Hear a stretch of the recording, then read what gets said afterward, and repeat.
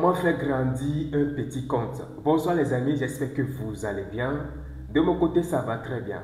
Un vrai sniper ne meurt jamais. Dans cette vidéo, je vais m'adresser au vrai sniper et non au PNJ. Dans la vidéo précédente, j'ai parlé de comment faire grandir un petit compte.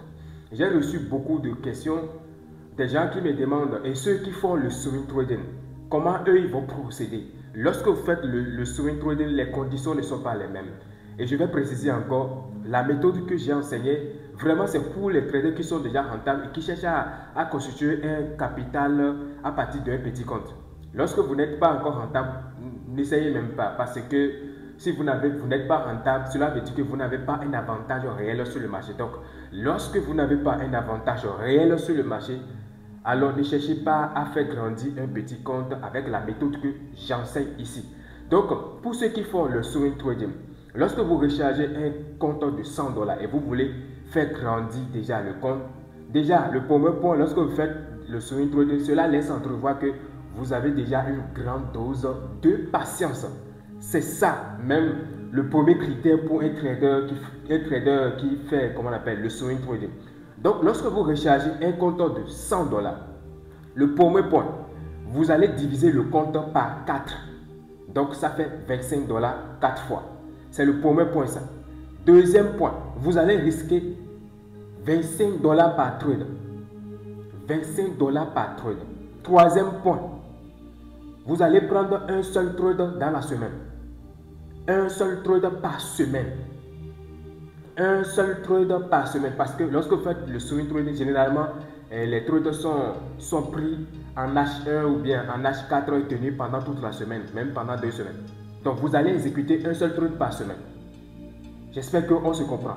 Le quatrième point, le risque ratio que vous allez rechercher par trade, c'est 4R. Le minimum que vous allez rechercher par trade, c'est 4R. Donc, au cas où une opportunité passe, vous devez faire 100 $. Vous devez encaisser 100 $. Parce que ça fait, comme on appelle, les 25 $ fois 4. Donc, ça fait 100 $. Au cas où l'opportunité passerait, vous allez faire 100 $. Ça, c'est le quatrième point. Ça. Si vous trouvez l'opportunité qui ne donne pas 4R, ne prenez pas le trade. Ce sont les conditions primordiales que vous devez respecter si vous voulez vraiment faire ce que je suis en train de vous enseigner. Le cinquième point concerne la gestion que vous allez pratiquer. Vous allez pratiquer la gestion sit and forget.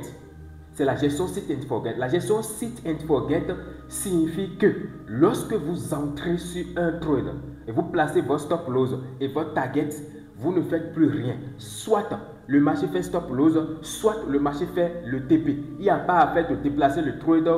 Il n'y a pas à faire de déplacer le stop loss pour sécuriser le trader. Il n'y a pas à faire de déplacer le stop loss pour suivre le mouvement. Non, il n'y a rien de faire ça. Il n'y a pas de clôture partielle.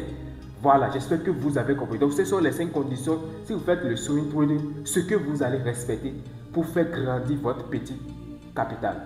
Lorsque vous doublez le compte à 200 $ par exemple, vous divisez encore les 200 $ par 4. Et si vous avez vraiment, vous êtes un swing trader, vous avez vraiment un système de trade qui vous donne un avantage réel sur le marché et vous êtes discipliné, c'est très rare que vous allez prendre 4 trades successivement en tant que swing trader et perdre tous les 4 trades.